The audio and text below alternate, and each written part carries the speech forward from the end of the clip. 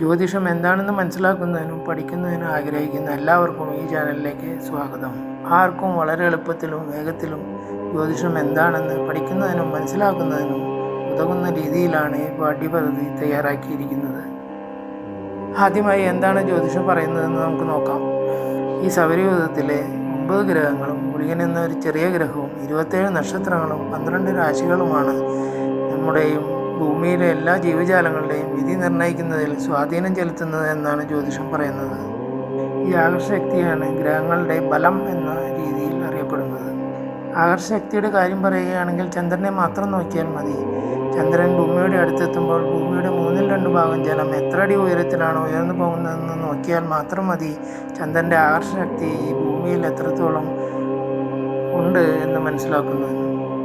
അതുപോലെ തന്നെ നമ്മൾ ജനിക്കുമ്പോൾ നമ്മളുടെ തലപുറത്ത് വരുന്ന സമയത്ത് ഈ നവഗ്രഹങ്ങളുടെയും ആകർഷശക്തിക്കനുസരിച്ച് ഒരു പ്രതിരോധ ശേഷി നമ്മളിൽ ഉടലെടുക്കുന്നു എന്നും പറയുന്നു.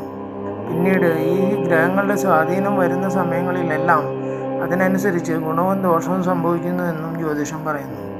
അതുപോലെ തന്നെ ഒരാൾ ജ്യോതിഷനെ കാണാൻ വരുമ്പോൾ ദക്ഷിണ നൽകാതെയോ നിന്ദാപൂർവമോ നാസ്തികൻ്റെയോ ശുചിയല്ലാതെ മദ്യമോ മറ്റു സാധനങ്ങളോ ഉപയോഗിച്ച് വരുമ്പോഴോ സന്ധ്യാസമയങ്ങളിലോ ബലം ചോദിച്ചാൽ ഉത്തരം പറയരുത് എന്നും ജ്യോതിഷം പറയുന്നു. തെറ്റുമെന്നും പറയുന്നുണ്ട്. ജ്യോതിഷം പഠിക്കാൻ തുടങ്ങുമ്പോൾ അതിന് മുൻപായി ഗണപതിയെയും ശിവനെയും മുരുകനെയും ഗുരുവിനെയും ധ്യാനിച്ച് നവഗ്രഹങ്ങളെയും രാശികളെയും പൂജിച്ചതിന് വേണം തുടങ്ങുന്നതിന്. ഇനി നമ്മൾക്ക് പാഠ്യപദ്ധതിയിലേക്ക് കിടക്കാം. ആദ്യമായി നവഗ്രഹങ്ങൾ ഏതൊക്കെയാണ് എന്ന് മനസ്സിലാക്കാം. അത് ഓർക്കാൻ എളുപ്പത്തിന് ആഴ്ചകളുടെ പേരുകൾ ഓർത്തിരുന്നാൽ മാത്രം മതി.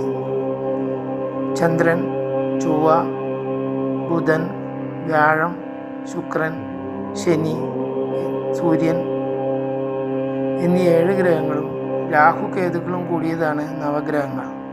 കൂടാതെ ഗുളികൻ എന്ന് പറയുന്ന ഒരു അപകടകാരിയായ ഗ്രഹം കൂടി നമ്മളുടെ ഭാവി നിർണ്ണയിക്കുന്നതിൽ വളരെയധികം സ്വാധീനം ചെലുത്തുന്നു എന്ന് പറയുന്നു.